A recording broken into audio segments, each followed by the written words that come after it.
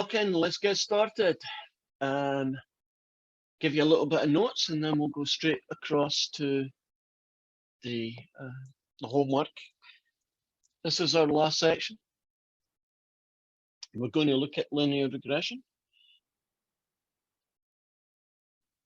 I'm going to pretend by creating some data.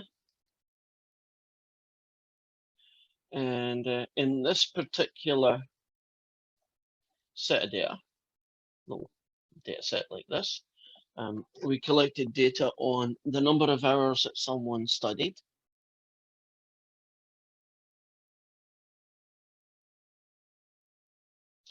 and the grade, the score they got on a quiz.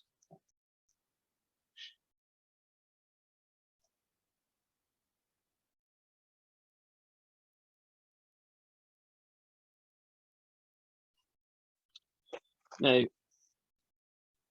most of this would get done, at least the graphical stuff, you could certainly do yourself, but most of this is going to get done on Salt.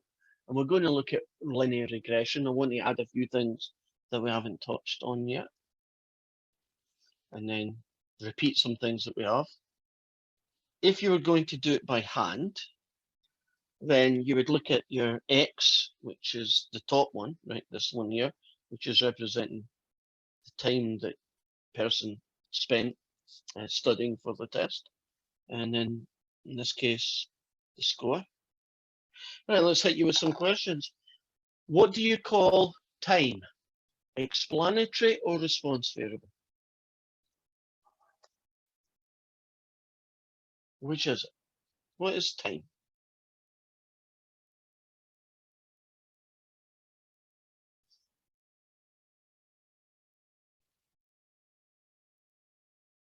Explanatory? Yes.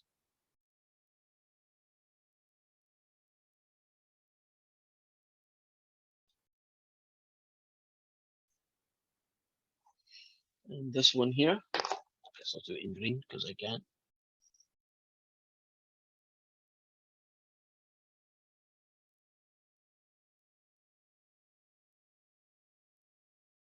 In this case, where are we going now?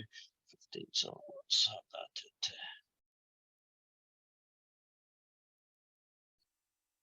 So you would, if you're doing it by hand, imagine this is square paper. 3 hours got me 15. 3 hours got me 14. Study for 4, I got 17. Studied for 5, I also got 17. I studied for 7, I got 19. I still, oops, that's not there. 7 and 7. That dot's not there. And then you could draw a really nice straight line through it. And that line is called our regression line. And our regression line might look something like this. And I'm just inventing numbers so I can work with them.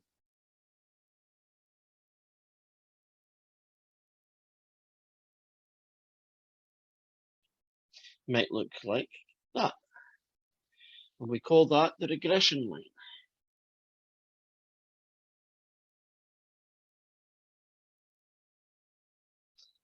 And you write that or call that the estimated y value. And it's equal to 11 plus 0.5x.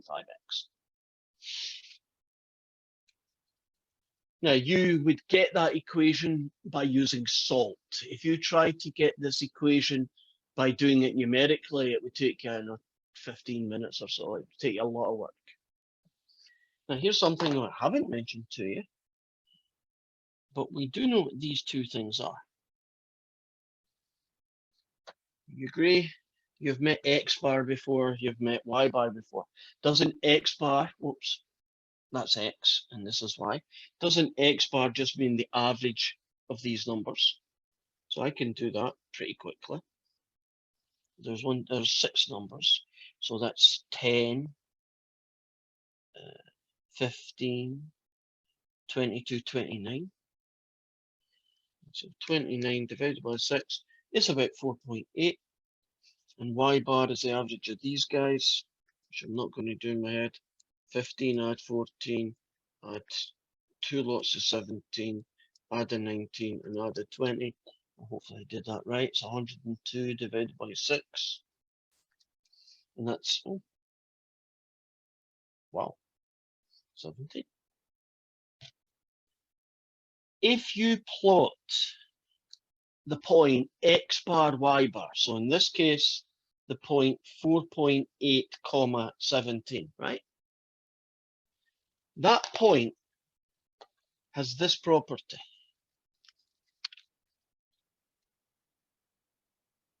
That's it there. The regression line always passes through that point. Can you think of that as like a pivot point where all you're left with is that the line can rotate a little bit? So all regression lines pass through the average of x bar, y bar. Interesting property, right? That's part of the way they create the equation. Now, if you were using this equation, this regression line, you could use it to do predictions or estimates.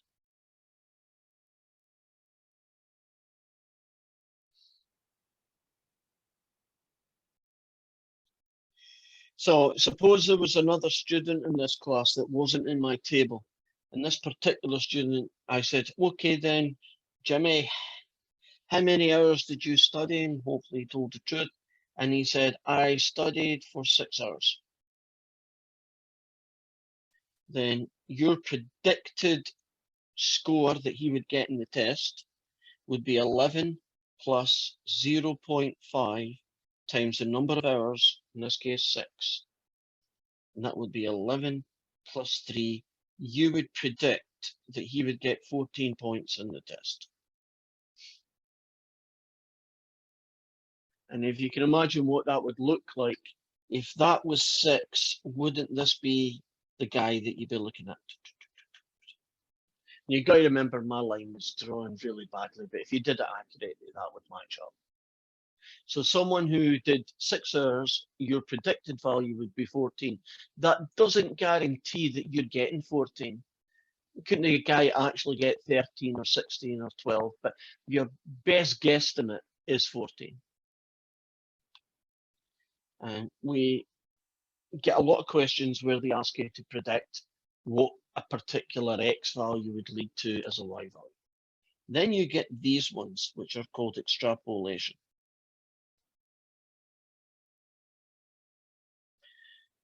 Oh, by the way, predictions and estimates are typically done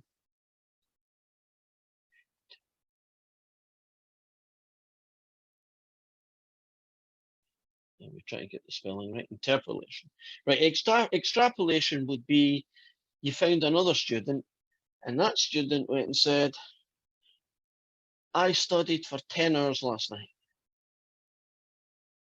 And you do a y hat and it's 11 plus 0.5 times 10.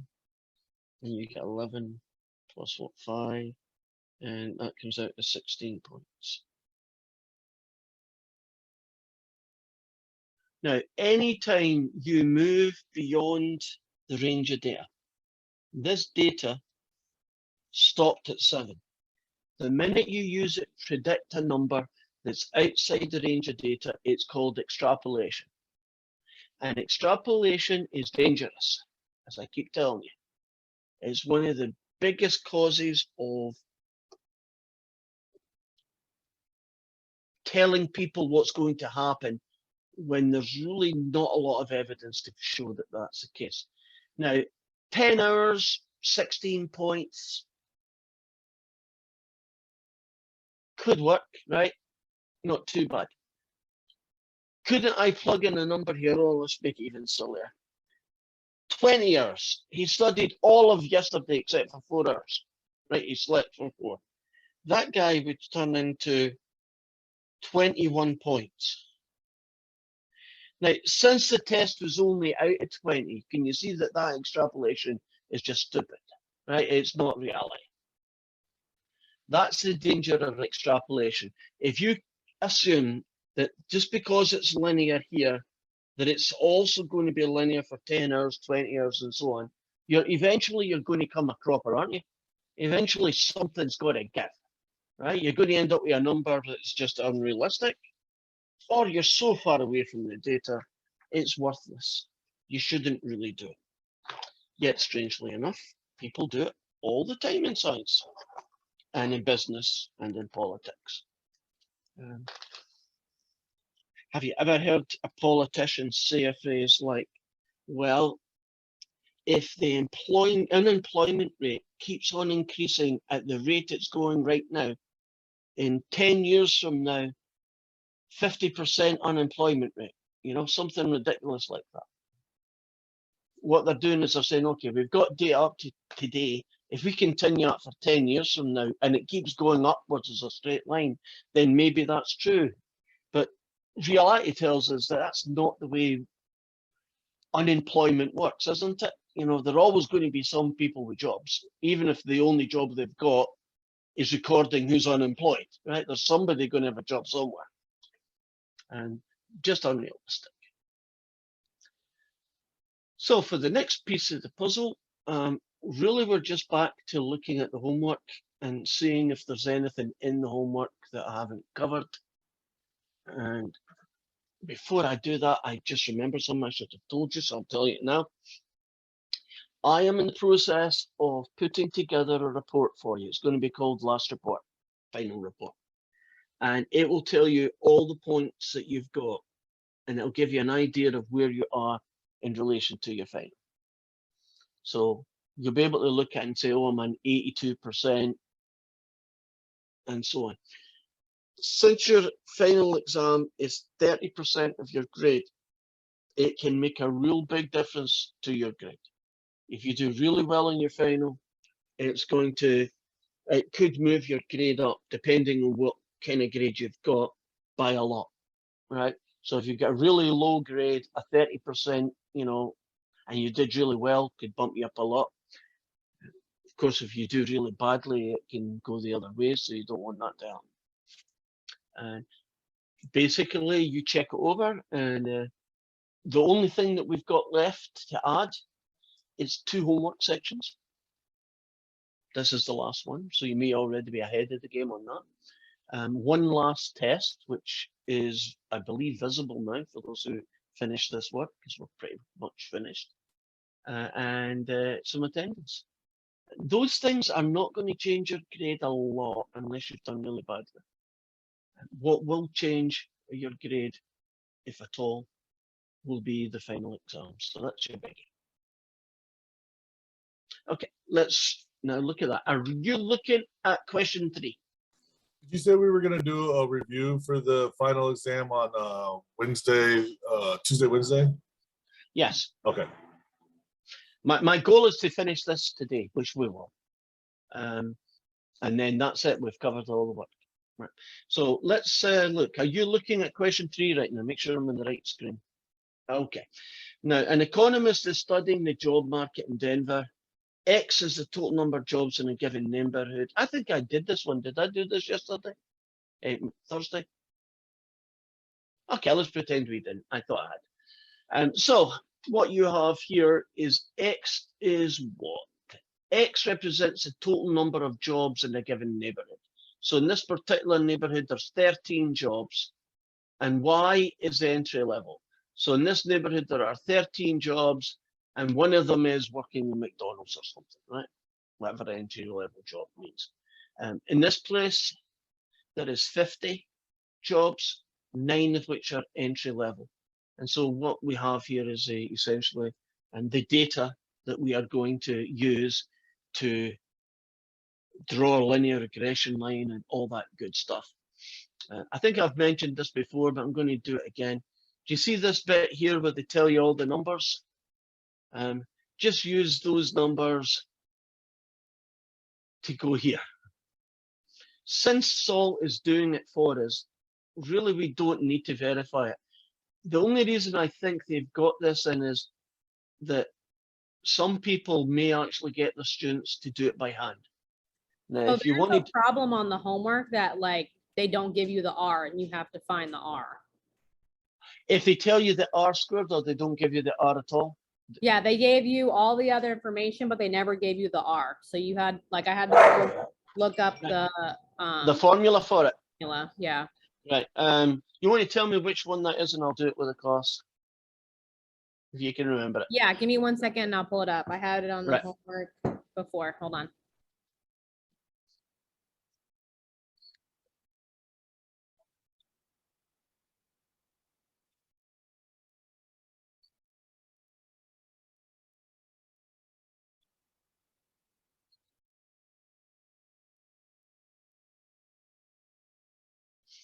Well, while Leanna's doing that, let's just continue with this question.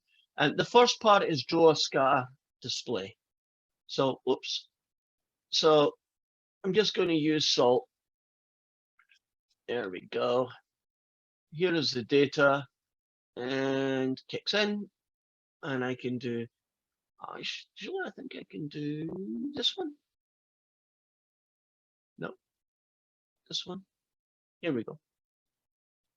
And then I hit scatter plot. And the first variable is number of jobs, and the second variable is that. Put in a little line, and then shrink this damn thing up because you can't see anything too much. That is what your data is like. If you click that off, here is your scatter plot. If you put that little regression line, you can see it. Okay. Okay, I found it. Right, which number was it? It's number 10, Okay. part C is in Charlie on the scatter plots homework. Gotcha. On the scatter plots homework. Yeah. So the one before this? Yeah. Okay, so I'll do that as the last question today. Yeah, it's on 10, 11, and 12. So it keeps asking you the same thing. 13. Yeah, and 14. Okay. I'm sure there's a. Once you've done one, it's the same Yeah, numbers. I looked it up. I had to look up the formula and I did it, but it was a lot of effort. So I just Yeah, wanted it to is. know. Thank you. Okay. Yep. So here we go. One of these 4 pictures is the same. Take that line away. Is the same as that one. I find it very hard. Maybe it's my eyesight. It goes 1 1 2 2 dot 1 1 2 2 dot. Looks like it's that one. Let's check. Yeah, it is. Would you agree that one there, the top? Why can't I click on it there? The top right hand one looks like that. You agree? If I shrink it enough. So we got that. Now, verify all these basically means put in the numbers. Let's show you how you can do that if you hit regression line. And you do X is the first guy, Y is the second guy. And there's the same regression line I had a minute ago, right? There, that's this guy.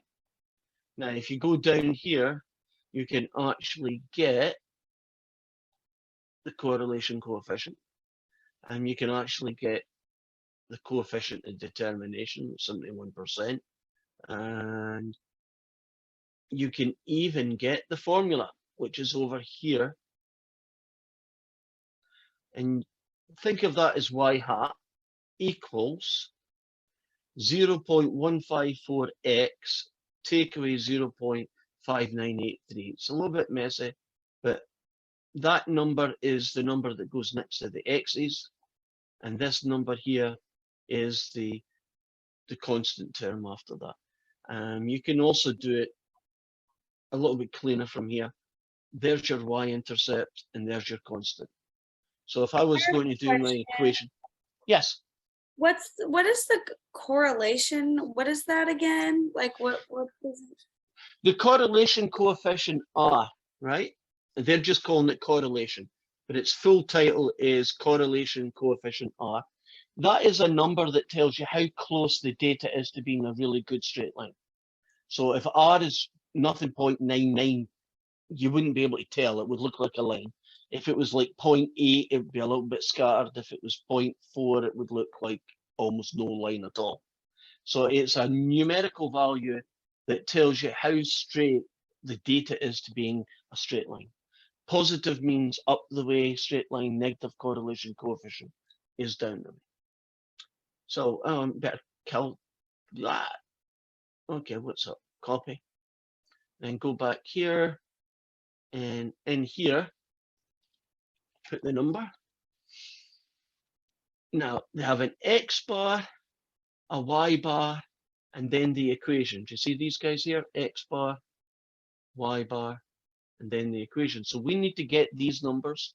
So let me return back here. That number there is called the coefficient of X, 0.1545. So I'll copy that. And that's the guy that goes next to the X's. The guy that they're calling the intercept, I would call it the y-intercept, but they're calling it an intercept, is the guy that goes there. Right, so do you see how we get the equation? The number, coefficient of X. If you want X bar and Y bar, we have to go hunting a little bit for these guys because they aren't always going to be where you want them to be. So I should be able to get them under descriptor statistics. There we go. And X bar is 33 and Y bar is 4.5. Do you see where I found those guys? Different menu, descriptor statistics. So that's 33 and 4.5.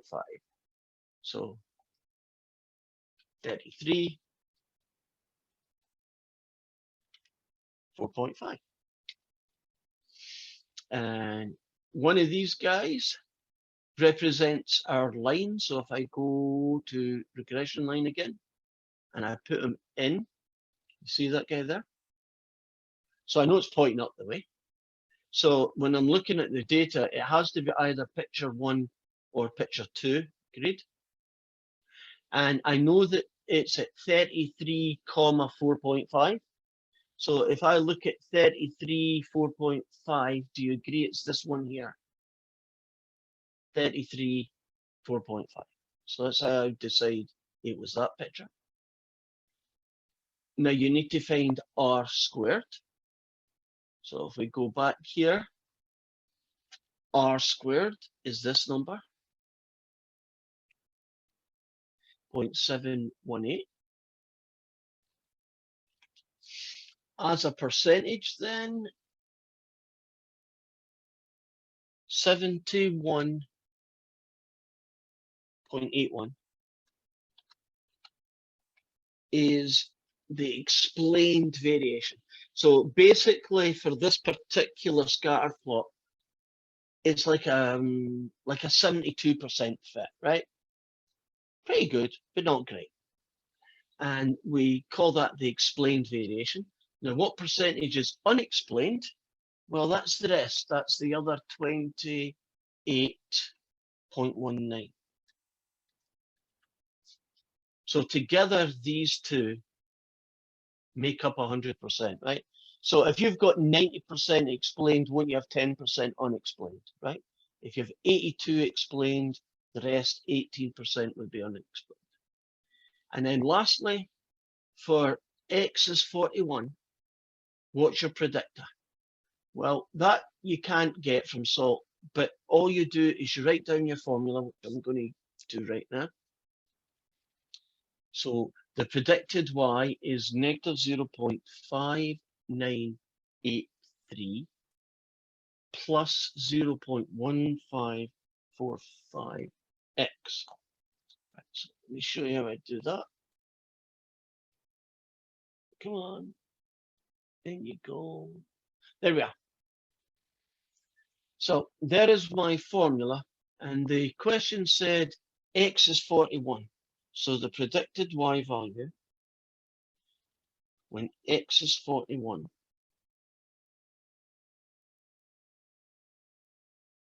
And I bring the calculator into play. Negative 0.5983 add 0.1545 times 41. And the answer I get is 5.7 and lots of stuff. They only want 2 decimal places for 5.74.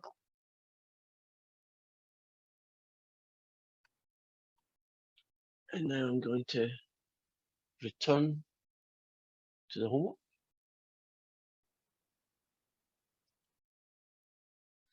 Right. So that is, well, I didn't answer everything, but that's basically what most of these questions are going to look like. So I'm going to submit answer, keep my fingers crossed.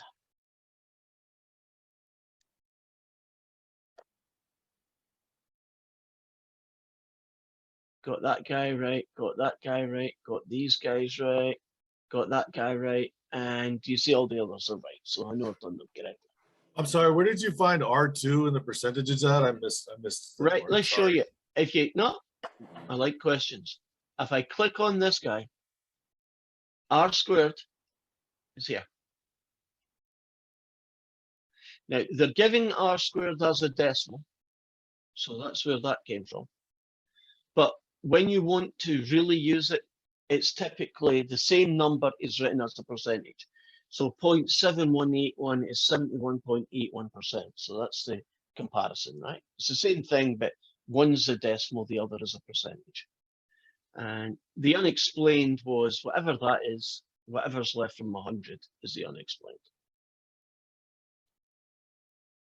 Thanks. Okay, so essentially what happens then is in question 4, they talk about cattle in a ranch. You see it's the same basic question, isn't it? You see it's the same stuff with different numbers. Do you want me to do another one like that? Or can we just say, like, if you do what you did in 3, you do the same kind of thing in 4? Can you do one more? Oh God, yeah, I'm going to do more than one more. Okay, I thanks. just, there's a lot of them the same, so I'm thinking maybe I could skip by a couple. Right. So, okay, let's try. Do heavier cars use more gasoline? Yes, would be my gut feeling, right? Big heavy car, let's get a really efficient engine. Here are the weights of cars in hundreds. So that car isn't £27, it's £2,700. And underneath it is the miles per gallon. Right, so here's a scatter plot. So we'll hit use salt. Just let the data kick in. I'm going to go to the regression line because weight against mileage. And here it is. Would you agree it's going downhill? If I put the line in, can you see it? Right, going downhill. Wouldn't expect anything different. Here are some of the numbers that I know they're going to ask me about. In particular, these two numbers here are going to give me the equation. That guy there is the correlation coefficient R, and this guy next to it is R squared. So I'm going to get a lot of those numbers from this table below. So let's pick, okay, let's see what picture. Looks like it goes like that. I want some that's pointing down the way.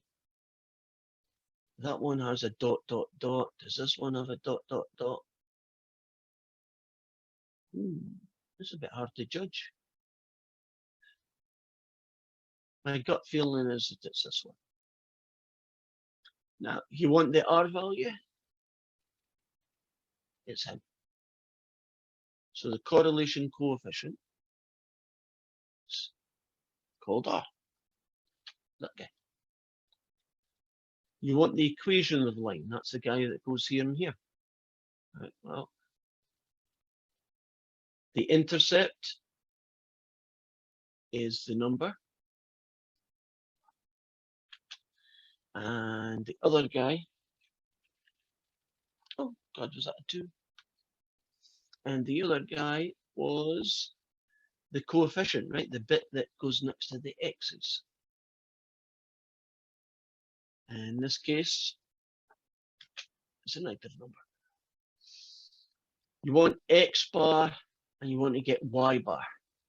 Well, if you go here and you go descriptive statistics, there's your x bar, there's your y bar, right? Lots of other stuff you don't need to know about, but there's your x bar.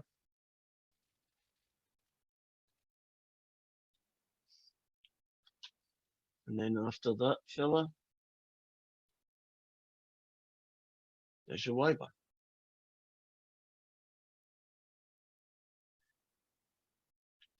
So I know that the straight line, this blue line, whatever it is, that's its equation.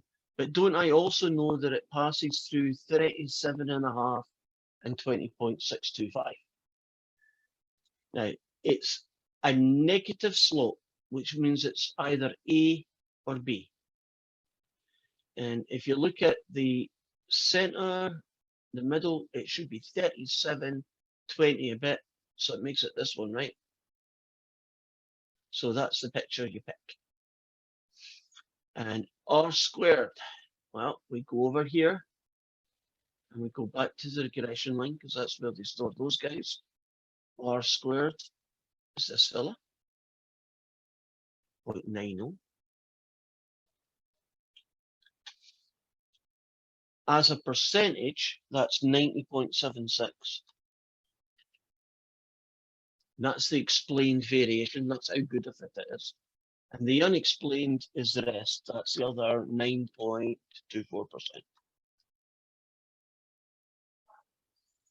And then the last part was, suppose you get a car, £3,700, what mileage would you get? And I'm writing the formula down right now, and then we'll switch over to it. And the formula is from here. So it's 43.0802, technically minus 0.5988x. So the only guy that I really needed any work, that I had to do was the last question. And we're using it to predict a 37. So the mileage would be 43.0802, take away 0.5988 times 37, meaning 3,700. And we would get 43.0802, take away 0.5988 times 37, and that's 20 and a bit. And what do they want? 2 decimal places. So it would be about 20.92 miles per gallon. So according to this model, if your vehicle weighed 3,700 pounds, it's probably going to get about, what, 21 miles per gallon, give or take. Now, I wish they did these questions, but I can't make them do questions. I would love them to do an extrapolation. Like, suppose you had a £200,000 car, right? Now, I doubt there's many of them, but there are some. I think the president's car is called the tank or something, because it's made out of like bulletproof glass and 5-inch steel and all sorts of stuff. That probably would weigh that amount. If you plug that number in, couldn't you end up with the answer that you get negative 13 miles per gallon? Right, which is silly. But that's because this data was only collected in a range of weights that normal cars live in, right? Not the exception to the rule. Outliers are notoriously difficult to predict their values, aren't they? Because they're outliers, right? They could be anything almost. We feel better now you've seen 2 of those guys start to finish. Is it a kind of same old, same old? Hey then, question. So if you got negative miles per gallon, wouldn't that mean if you went forwards, Lana, could you hear would what get... Aidan said, or is it my mic? I can't What? hear him. Oh, you can't hear me? It's your mic. I can hear him. Oh, it is me. Oh. Okay, give me a minute.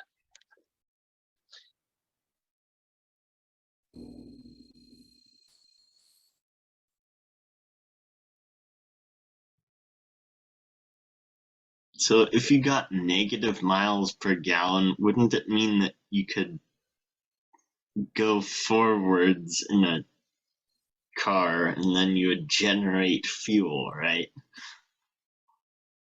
Yeah, my thing was still switching over, but I think I got the gist of what you're saying. So one last time, could you say it so I can hear it from start to finish? My earphones are playing up. Oh, so even though it's impossible to have negative values for, a vector, but I mean, if you went forwards instead of backwards, you would generate fuel, right? I don't think it'd be a weird reality, I guess. You would be driving a car that would be adding fuel as you went. Now, that'd be clever and also silly, right? So we throw it out. How are we doing, guys? Have you seen two? Do you feel good with these? Right. Now, I know I'm having issues with my earphones from time to time, but are you always hearing me okay, even if I can't hear you? Can you hear me? Oh, you not good, right? So let's return back to the homework. And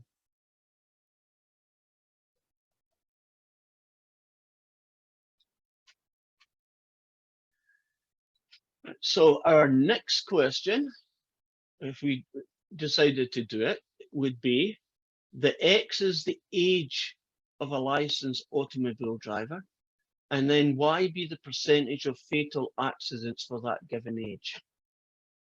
So for example, 17-year-olds, 39% of the fatal accidents that involve a 17-year-old were due to speeding. So this is fatal accidents that were caused by speeding, right? Rather than fatal accidents caused by another car hitting you or fatal, whatever other reasons. Kind of depressing, but nonetheless, we have got some data. If you just look at, maybe I should make it bigger.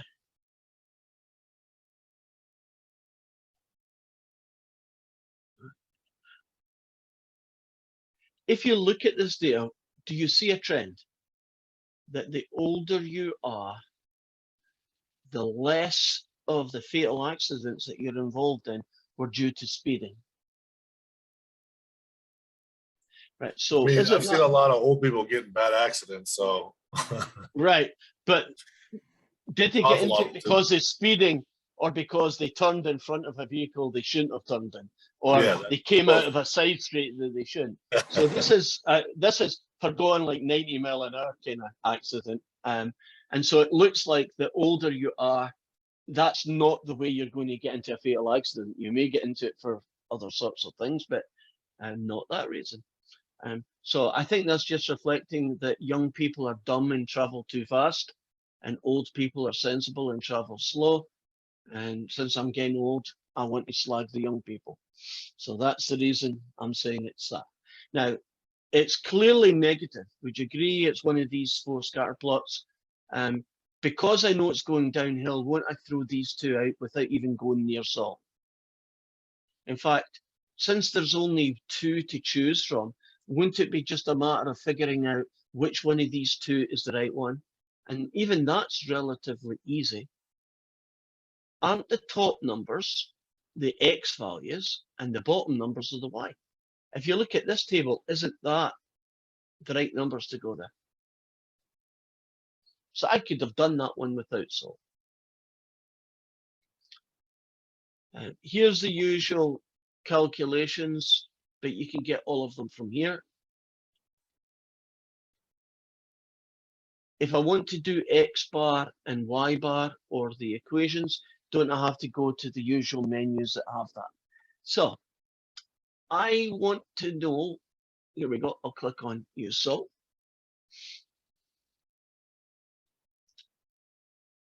I need to know X bar and Y bar, right?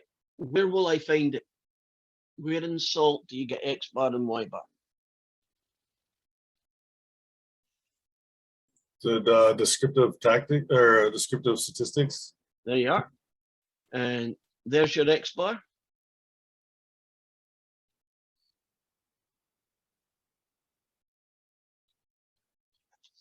And oh, wait a minute, I've got too many sine gauges open. Let me make sure I clicked on the right one there. Come on, there we go. Yeah, it was.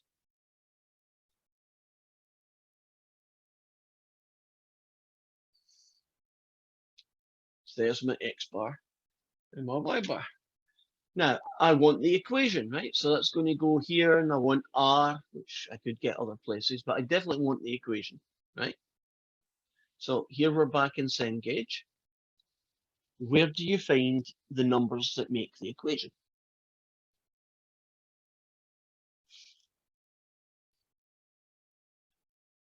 The regression one.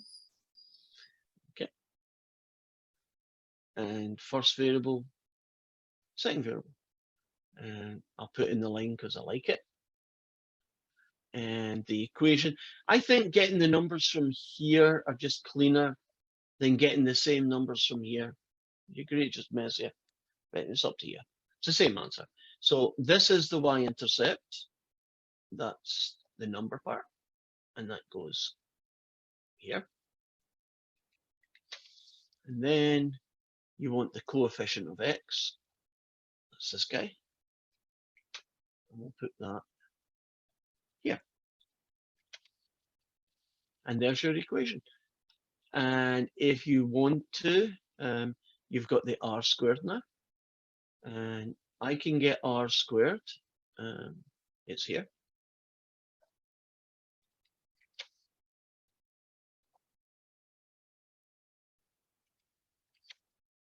As a percentage, that's 87.53. And that tells me that about 87% of the variation that I see is accounted for by the straight line, which is another way of saying that's how good a fit it is. And this is 12.47, the rest. And that last one would be a formula one, wouldn't it? Where I would just plug 40 in here and I'd get the answer. So let's talk a little bit about this equation, make it bigger.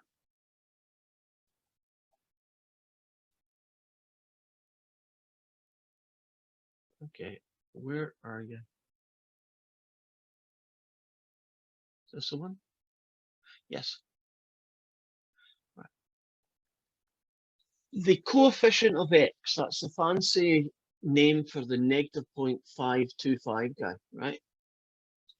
For every one that x increases by, won't the y value go down by 0.525?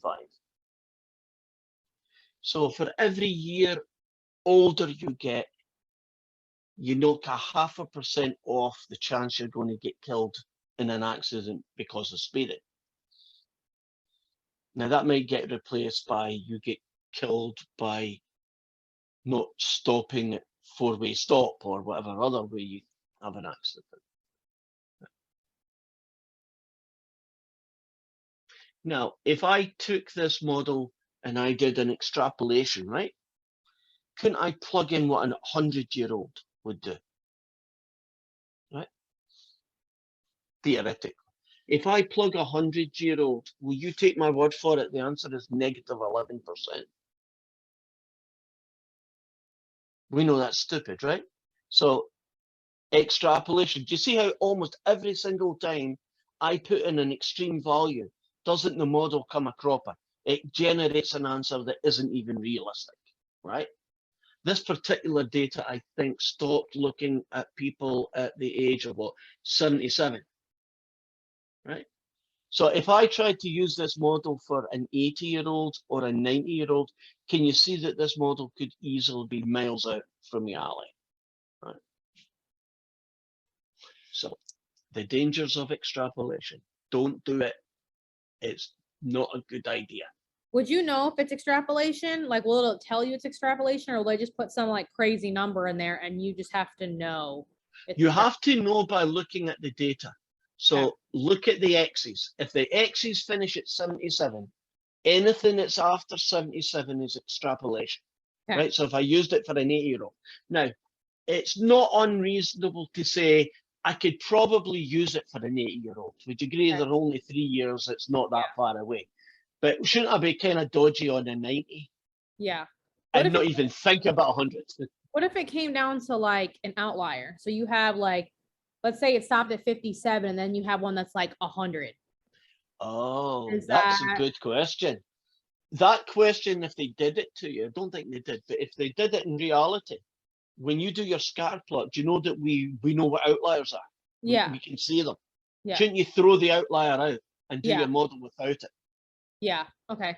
Right. And then what you They were could like do gonna make you is try and do an equation, and then you're like, well, technically, it's way it's over in the here. data, right? Yeah. But if it's an outlier, it doesn't really count as the normal data, right? The usual data. But what you could do to check it is throw it out, do the equation, right?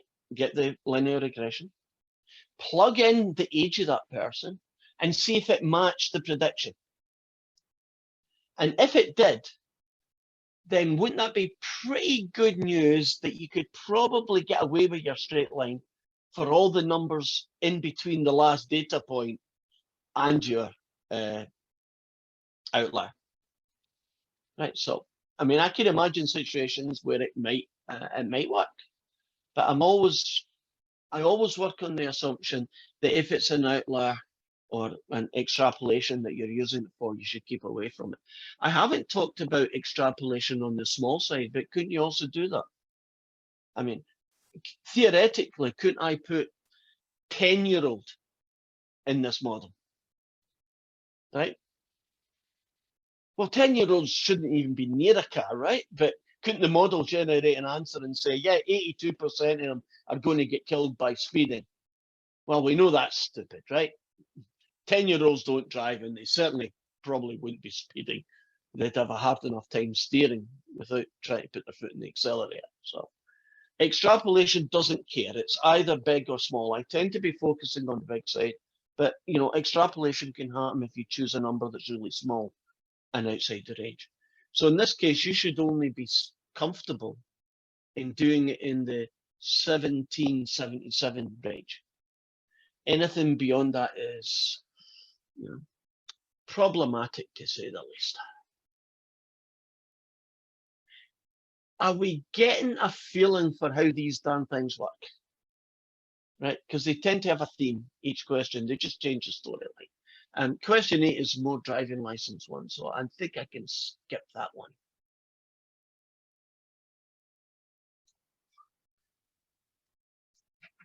So, different story, essentially the same analysis.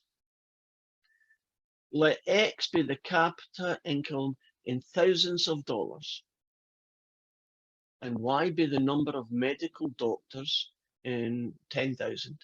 And these are 6 small cities. That data is not realistic, but whatever. Oh, let's say in some country, right?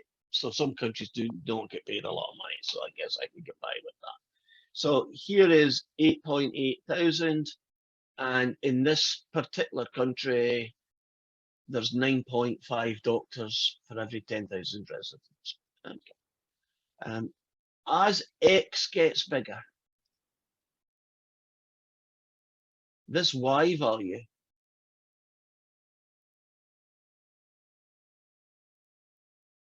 seems to be getting bigger, right? I know the numbers are not in order, so that's a little distracting. And if I did use salt, I should be able to see it.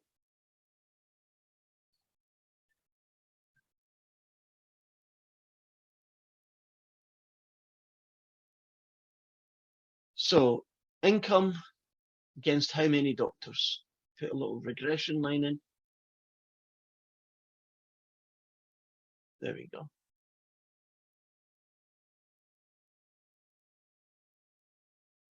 Yeah, would you agree it's going uphill? The more money, more doctors. Seems reasonable. Isn't that just a reflection of wealth?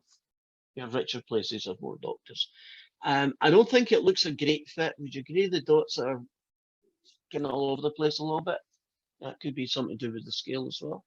So if I go down and have a look at the correlation coefficient, it's about 0.88, and the R squared is what, about 78%. So it's a lot better than I thought. So why is that the case? If you choose different scales, can't you make the dots seem miles away from the straight line? And then if you change the scale, well, I can't actually change it anymore. But if I could change that scale more, don't the dots come closer together? So the moral of that story is the X and Y scales that you use, couldn't you distort the visual impression of how good that data is? Let me try and show you what I'm getting at.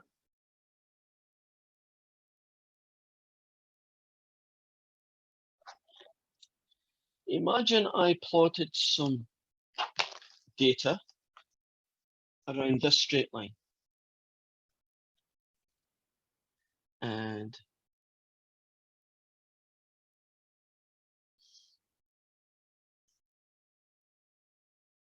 there's my scale, 100 to 110. Doesn't look like a really good fit, does it? Right? And you notice my scale started at 100 here? Now,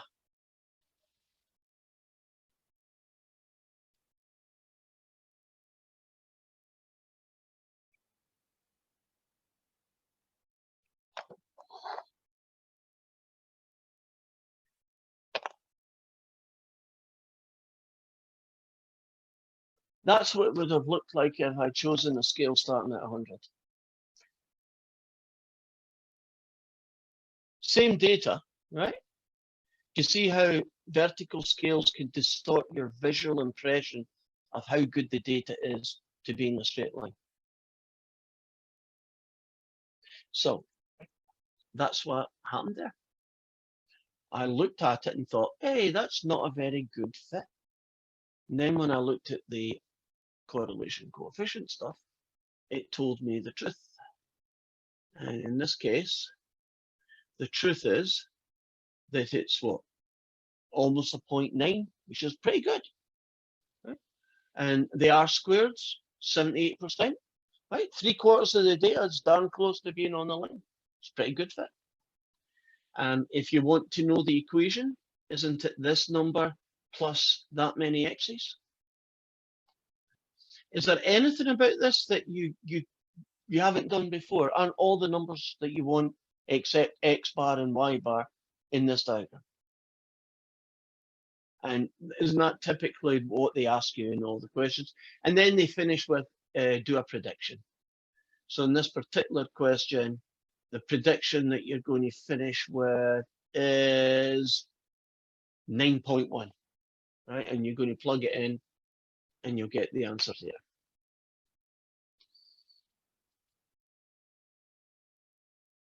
I didn't really do that question, but they did have enough to you get a feel for it, because every question is the same, in my opinion.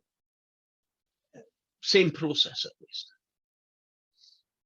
Okay, let's do this one from start to finish. Does prison really deter violent crime? Wow, that's a good question. And what you have here is let X represent the percentage change in the rate of violent crime, and Y represent the percentage change in the rate of imprisonment. God, that's a weird variable. So X is the percentage change in the rate of crime. So that place there had an increase of 11.1% in crime. And this was a decrease in the number of people that you put in jail of 4%. And that makes sense to me.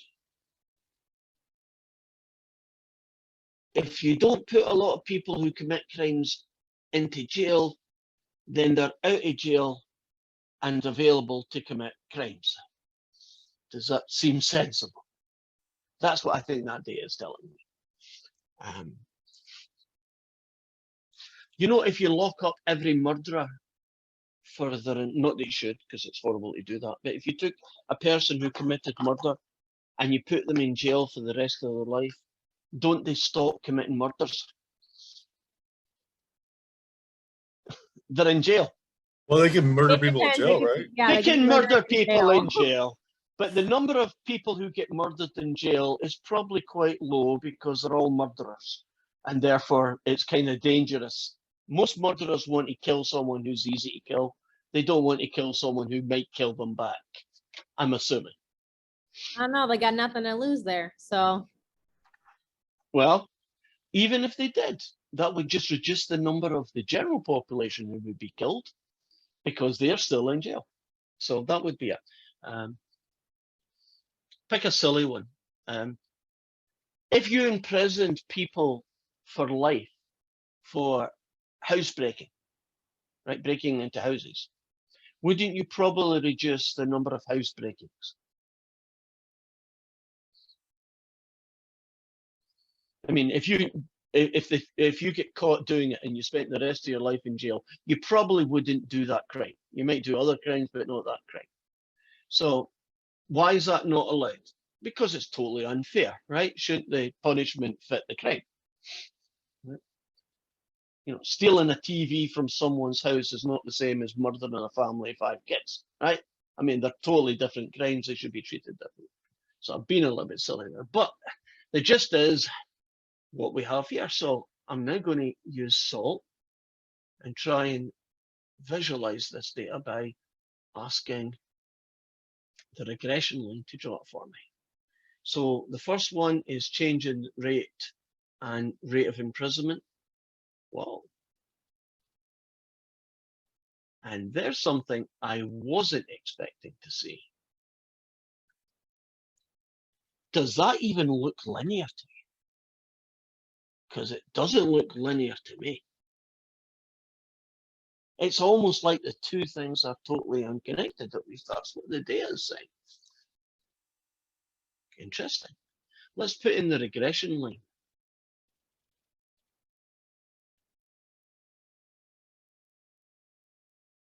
Based on the data that they've got, they think the best fitting straight line is that line.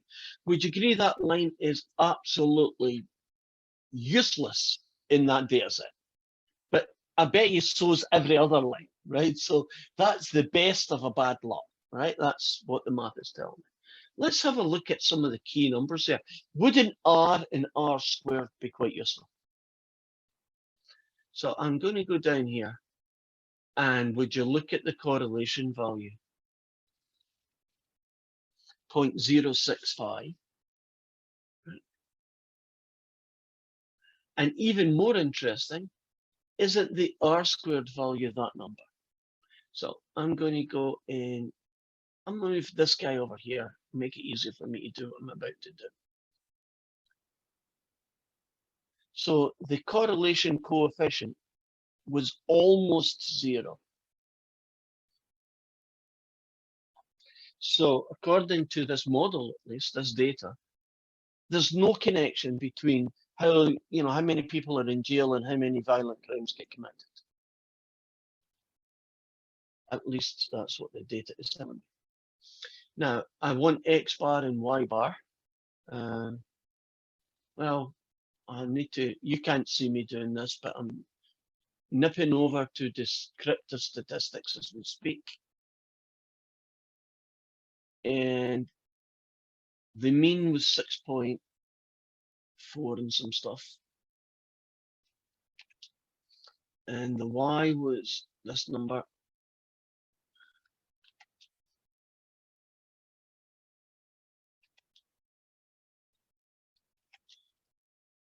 And they want the equation of the line.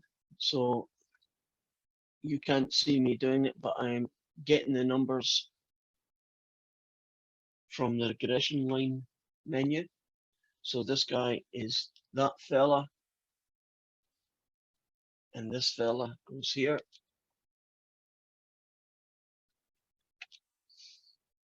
And one of these down the way guys is the right one. And we already know what R squared is, so I'll copy it down.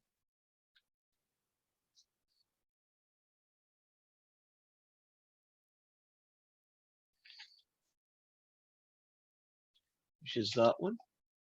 As a percentage, that's 0.43%. And that means the other 99.57 is there. So if this model, this data is correct, that increasing the number of people in jail doesn't seem to have any real noticeable effect, right, on the crime rate, right? Interesting. And so you shouldn't really use it to predict, should you? So the correlation is so low that it does not make sense to use it to predict. Now, correlation coefficient, the R value, R squared tells you the same job. You want that to be at least pretty big, don't you? If you want to use it to predict. If you use it just because it's there, you'll get an equation that will predict something. But if the value it predicts is almost random, it's useless. Interesting.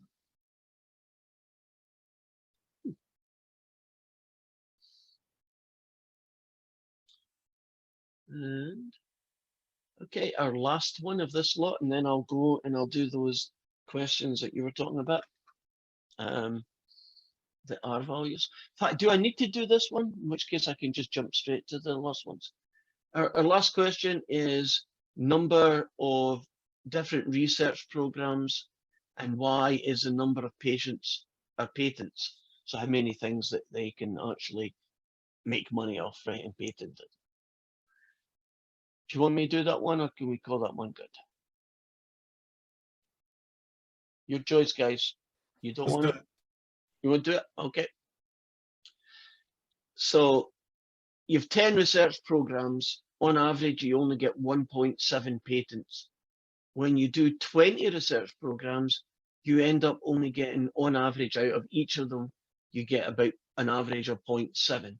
So is this a, you know, I guess the decision the company might want to do then is, when we get more bang for our buck, only having 4 researches with lots of people working on it and getting lots of good patents out of it? Or should we spread ourselves thin, you know, and do pharmaceutical companies, right? Should I only be specializing on maybe a couple of cancer research and a blood pressure, right? Just 3 things. Or should I research lots and lots of things and maybe I'll get lucky on 1 or 2? Based on this data, it looks to me that the more you do, the less on average you get. Agreed? So I'll hit salt and close off that window and that window. And we'll go to inferential statistics, no, regression, keep hitting that one, regression. Number of research programs, average number of patents. I'll even put in the little line and maybe shrink it up a little bit. There. So definitely negative, pointing down. Well, that point's really good. That's probably a good fit. Let's find out if it is a good fit. Oh yeah, negative 0.9 is a good fit. And what, 86, 87%? Yeah, good fit. So all the numbers I should need are going to be here, right? So I'm going to get correlation coefficient from there, the R squared from there. The equation is going to come from these 2 numbers. So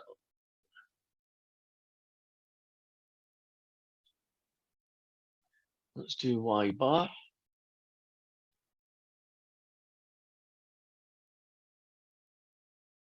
Get a little issue with a window. There we go. So the y-intercept goes here.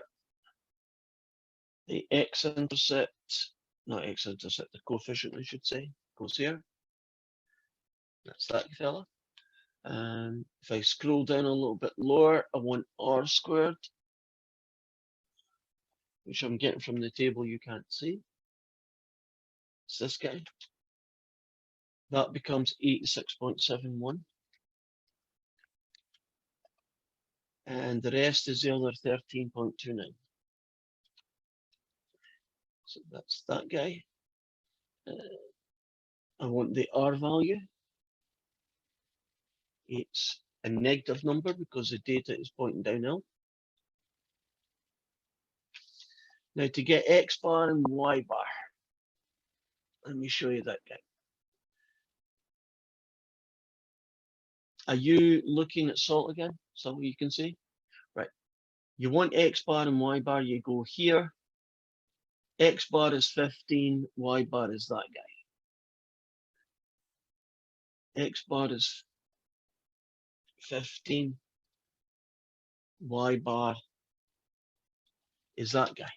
So when I'm trying to pick which one of these four guys is the right one, it needs to point down the way. So it's either the first one or the fourth one. And it needs to pass through 15, 1.27. 15, 1.27. There you go. You see that guy? Matches all the information. And the last question was, how many patents on average would you get from 14 researches? So that is going to be this number, 2.5952, take away 0.0886.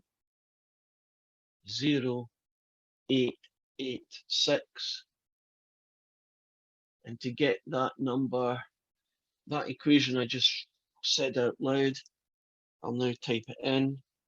So it's 2.5952 time take away 0.0886 times 14. And the answer I get is 1.35 to two decimal places. So if you do 14 research programs, you're on average out of each one, you're going to get about 1 and a bit patents. Any questions on that? Because that's pretty much the, from the start to the finish, weren't almost all the questions the same? Right. Okay. If we are good, I now need to go and do. I have one question. Sure. What you got? Well, at the very last question, sorry, my dog is really rude. So the very last question you were saying. So it's the very last question. When it said the 14 pharmaceutical companies, are you using the 14 as the X in the equation? Yes. Okay. Yes. Want to make sure. Oh, okay. That's a nice short question. So the last thing we're doing is back to scatter plots. And what the heck? My windows are being weird. Right. Good. We got it. And starting at 10, you were being asked what to find R? Is that the case? Yes, that's Right. the case. So let me show you how to get R.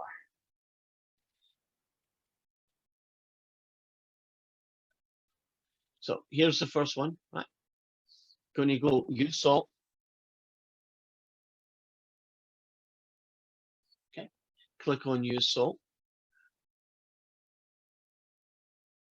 All I need to do is go to regression line. Average employees, whatever X is, the other guy is Y. Then I can scroll, and here is R. So I don't need to calculate it. So why can't I see that question? Oh, shooting space. Hold on a minute. I'm getting.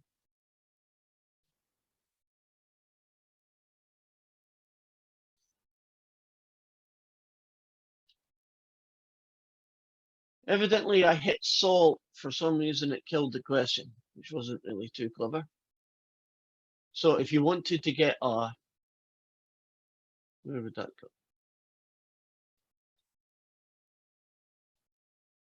Oh, there it is. Yeah. You want to get a, you just get the number. Oh,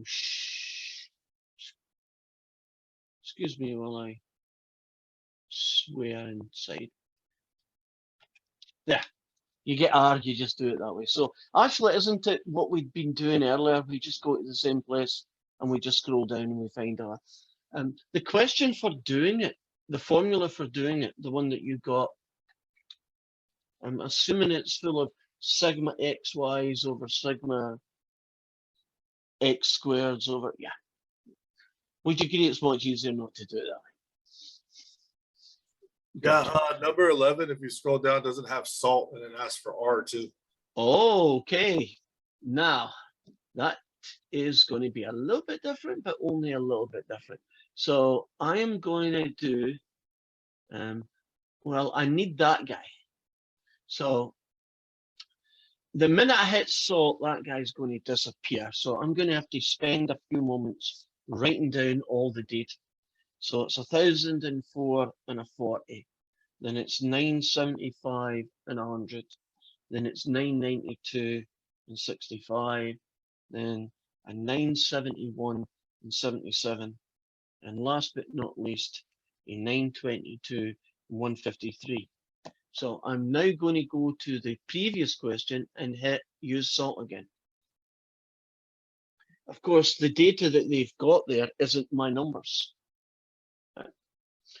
But I'm going to change this data to be my numbers. So the first one was 1,004 and the Y value was 40. Oh, keep that one. Check. In the second one, it was 975. And the Y value that went with that was 100. Check. And the third one is 992. And 65. This is how you would use salt if you had your own data, right? You're doing some science experiment and you wanted to put in, time and temperature. You would just go to a blank one or, one that's got data and just rub it out and put your guys in. And on to the fourth one, 971. Now, although this takes a while, trust me, it's a lot easier than doing it by hand. And then last but not least, 922. Followed by 153. Now, maybe my data needs 2 more numbers, right? If my data needed 2 more numbers, just hit add row, type in your data, add row, type in your data, right? So if you needed more, if I needed to get rid of one, couldn't I just delete it? So you can adjust it to suit. Now this data, we can get the regression line for. Just the first guy is X and the second guy is Y. And there's your regression line. And then if we go down here, there's the R. Does that make sense? You basically just type the data in and call it good. If you had to do the whole thing by hand, that would be even more work. Yeah, Leanna's given, don't do it. Did you do it, Leanna? You just decided you weren't even going to try. I did like one problem and I was like, forget this. There's got to be an Yeah. easier way. There got to be. Would you agree that although I'm showing you how to do salt, isn't there a reason, Leanna, why salt Yes. is the way to go? Right? 100%. It just, yeah. I know how to analogy. I know how to multiply a 5-digit number by a 7-digit number by hand. I can do that on a piece of paper. But when you do a calculator, I mean, in real life, that's what's happening here, right? If you're going to do any kind of analysis of your own, you're not going to do it from, paper in hand and everything by hand, right? You're going to use software. Our job is to understand what information you can see and how do you interpret it. So, and looking at that data, would you agree it's negative, it's going down the way? Based on the R value, isn't it a really good fit as well? So if I was going to use this data to make a prediction, wouldn't I be quite comfortable that it would do a good prediction most of the time? If you wanted to, because you just want to, let me show you something you don't need. I'm going to hit this guy, and it's called the residuals. That yellow horizontal line is what you would have if you got it nailed, right? If your prediction was actually the number on the graph, right? So if it was on the line. And anything that's above is how far away from the line is your error. Can you see it's pretty good here, almost perfect here, pretty good here. And if you look at the middle residuals, do you see that it's 20 and that's what, 10? But weren't the numbers like 900s and 1000s? And so isn't 10 out when the number's 1000's not too bad, right? So I said it was 1000 and it should have been 990, right? That's still good. If you plot residuals, you can actually use them not only as a judgment call on how accurate the answers are, you can actually do it to tell whether you should have been using a straight line. Do you know some straight lines aren't very straight? If your residual plot had dots that went like this, you see it's going downhill. Imagine I was doing a whole load of dots going like this. If you see a residual plot that looked like that, it's telling you your data is not that linear. It's actually curved, and you probably should do some other analysis. But that's not really in our course, but that's what you would do. Any questions before we call it a day? I have a question, but it's not about stuff from this. We can talk about it at the end if you want then, okay? Right, where was I going with this? Starting tomorrow, we are going to start revising, so I want you to have some really good topics and ask me for help.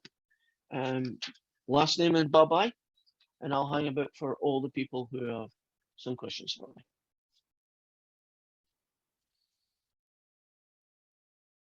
Cheer up, it's not that bad. Mackenzie, it's good stuff. Right, we're learning cool stuff. Okay, see you tomorrow, unless you have a question. Who's first on the list of questions then? Okay, right, what you got for me, Leanne? Okay, so I'm struggling when it comes to the like estimating the p-value where you have it's like a number, p-value in the middle, less than whatever number. Like, how are we figuring out those other numbers on, like, I don't understand where we're getting these other numbers from, if that makes any sense.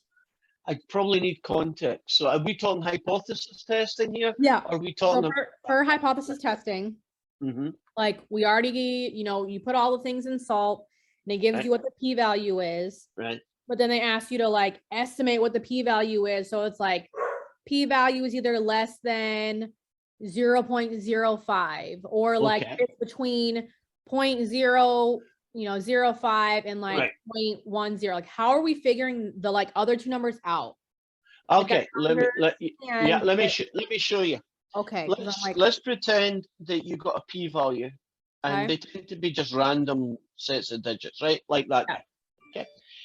Now, what WebAssign probably should have done is just have, and it didn't, but just have a box where you would put in the p-value, right? Okay. But they don't do it that way. What they do, and this is the thing that you're having issues with, is they give you what, like 5 choices. Like 5 or 6 choices every time. Right. You don't need to worry about what the choices are. You just need to worry about which one your guy fits in. So for instance, if one of the choices was P is greater than 0.10, right? Yeah. That would not be your guy. So he doesn't count, right? Let's suppose your next choice was 0.01 to 0.05. Oops, that one's in the wrong place, 0.10, there. Yeah. You look at your number and you say, am I in that range? Is 0.3, so you're not that one. And then maybe the next one might be 0.01 and 0.05. And is your guy in there? Yes, you are. So that's the one that you pick. So we're only picking the one that our p-value like happens to fit in? Yes. Oh, okay. I'm over here Well, you, thinking well, like you, some well, you were random other overthinking it. numbers. Yeah.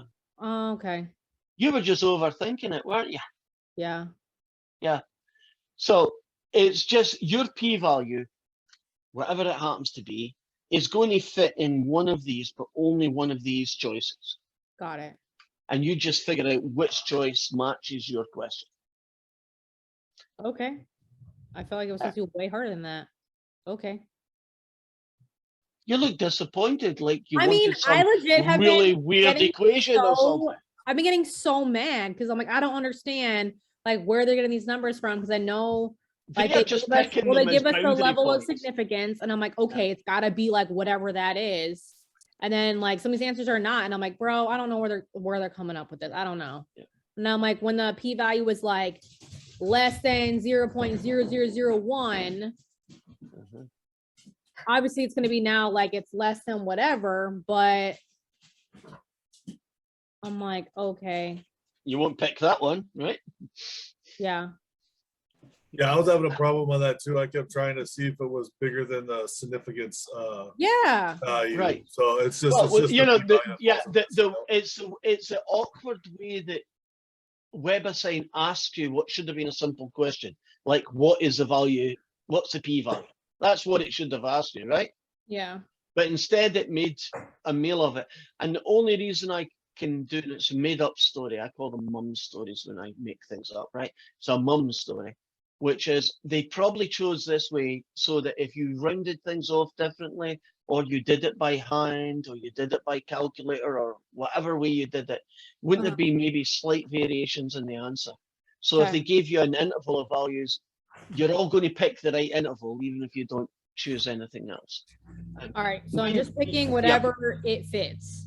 Yeah. And when you do your test, which is the p-value less than alpha, then this bit, even if you don't write it down in WebAssign,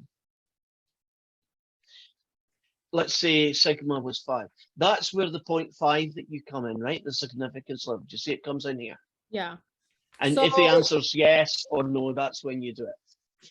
So it's only when it's asking you if it's comparing it to the significance value, but no other time. Yeah, that's essentially it. This bit here is just their way of getting you to tell me what p-value is in a roundabout way. Okay, because I always thought we had to compare it to the p-value, and I'm like, I don't understand why I'm getting this wrong. Now, see, that's when the p-value comparison happens, right? Down here.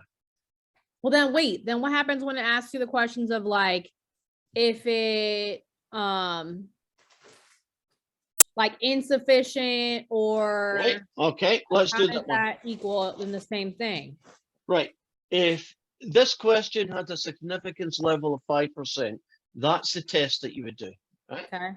Now, is that a yes or a no? No, wait, it's less It's than, points. yeah, yeah, it is. So it's a yes. So when you do a yes, don't you do the yes answers? And the yes answers are. So, but my question is, so like, if you're making up whatever you're like, if the p-value is supposed to equal in the question before it, Mhm. then they have the next question is like, does it exist? Like, does it agree or does it Right. not agree? So How- what so are you're only comparing it to Yeah. the significance value then at that point, and only the significance value? yes. Okay. So they don't have this piece where they ask you that question and then Yeah. you say yes. That question is inside when you do the is it significant or not? You know, when they give you the choice of 5 sentences. Well, Yeah. how do you know which one it is? It depends if this is a yes or a no, right? If it's a yes, then you will say at the significance level of 0.05, and there's enough evidence to reject the null hypothesis, and so it's statistically significant. You know, that makes sense. So that's the only one that's comparing it to the significance value and nothing, not the Yes. question before. Correct. Got it. Got Ooh. it? We are good. Right, who's the next question? Okay, D'Artagnan, what you got for me? It's whatever I emailed you. I don't know if you could sorry. If you could pull up the email, or if you could, like, could you I just can- walk me through the steps of how to find that? Sure. Well- Can you tell me the section it was on? I think it was in scatter plots or linear regression. It was one or the other. It should be it's the first. Let me see. One second, pull it up. It should be linear. Or not the linear. That's what we did today, correct? We did linear today, and on Thursday we did scatter plots, but they look very, very similar because it's kind of the same thing. Oh, I haven't even looked at what we did today, to tell you the truth. Okay, then, so it is scatter plots. That's Yeah. fine. We can do that. So I'm going to move over and show you where you get all the numbers, which is kind of what we've been doing today. So it's a kind of very similar looking. What the heck is going on here? Right, are you looking at scatter plots chapter 9 on the screen? Can you see that? Yes, sorry. Okay, now I'll move this guy a little bit bigger, just so we can read the question. So, are you okay with looking at pictures and deciding whether they're high, low, or Yeah, that right? should- That's not the issue, right? So when we get to here, right? Mhm. So you have a set of data, x's and y's. So x's go along the horizontal, y's go vertically. And this particular one, X is the average number of employees in an insurance plan, and Y is the cost as a percentage of claim. So when there's 3 people, 40% of the cost. Okay. Now you want to be able to get a scatter plot. You want to talk about moderate. You've got a whole load of numbers here, which is a bit of a cheat. You have to find R. And then you've got this guy. So let's start at the top. I would like to know which one of these 4 scatter plots is the one they're talking about. So if you hit use salt. So I just hit use salt. Go to regression. Click on regression. First variable X, second variable Y. I don't think we've ever changed that. And if I scroll down, that's what. So you got to kind of visualize that. Can you hear me, Mike? Your headset is sounds kind of the tech on it sounds kind of interesting. I think Sound like you're underwater. Yeah, or like someone like transmitting over.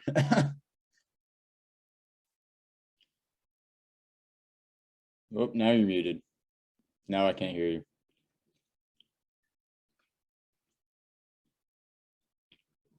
Nope.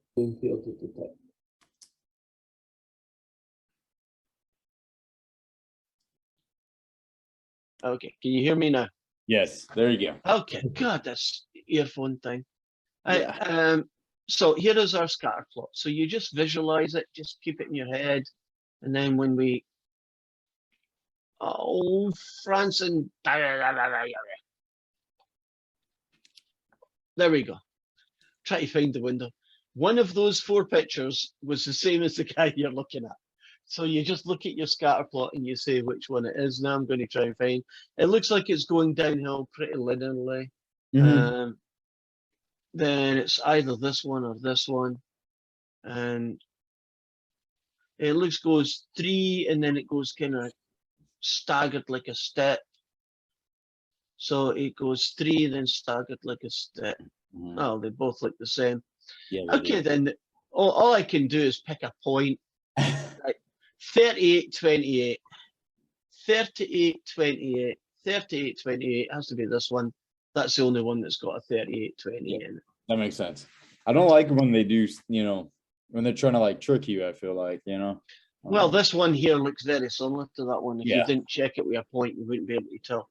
Now, based on this scatter plot, because it's at least in front of us, we can then look at which one of these it's likely to be. And so if you imagine a straight line going through this data, right, like this, would you say it's low, moderate, or strong, positive or negative? Well, the first thing I'd say is negative because it's pointing downhill. Down, yeah. And then I'd have to decide, is it low, is it moderate, or is it strong? Well, I don't know if I would ever say it's strong. So I'm guessing it's strong or it's moderate. So I'm going to say strong and negative. And then how would you figure out if it's strong, moderate, or low? You do it by eyesight, and it's a judgment call. So So- if it's all over the place, it's not good. If it's almost on top of it, it's strong. And So if it's like, neither of those extremes, go moderate. so, if I was on the test and I was like, oh, this is going down, so it's negative, of course. But That's then, good. do I just randomly pick one? Like, okay. No, it's no. either There would be they'd hopefully be an intelligent way of doing it. Let me show you what I'm getting at. Here's the same. Well, here is similar situations. Downhill, downhill, downhill. That's a straight line. If it's strong, it looks like that. Okay. That's strong. If it's weak, it'll look like that. Oh, I see what you're saying. Okay. That And makes if it's moderate, you kind of have to balance somewhere between those two extremes. Yeah, like that. So Yes, maybe- strong, they should be really dead close to being in the same line. So I'm going for moderate. That would be my Makes- choice. that makes sense. Okay. That's So it we now. know, right. So we move on to The this R. question. This question here has a whole load of these guys that you basically don't worry about because that's only for people who are doing it by calculator. And it says compute R. You see that guy? Compute R. So if you, if I go back to,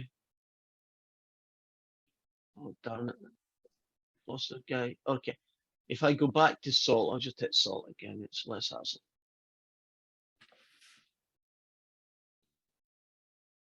You hit the regression line. First guy is X, second guy is Y.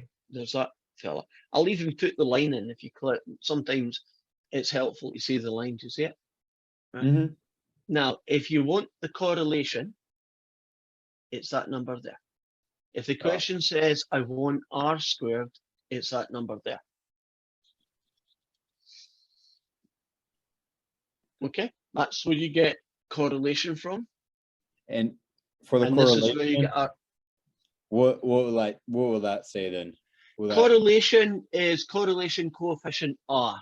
So Coefficient. when you see it written down, let's see what they call it. They just called it R. So R is just another short name for correlation. correlation? Okay. Right. Now, if they So- ask you for R squared, Mhm. it's kind of obvious what R squared is because at least that one It's squared. is called R squared. Mhm. Right.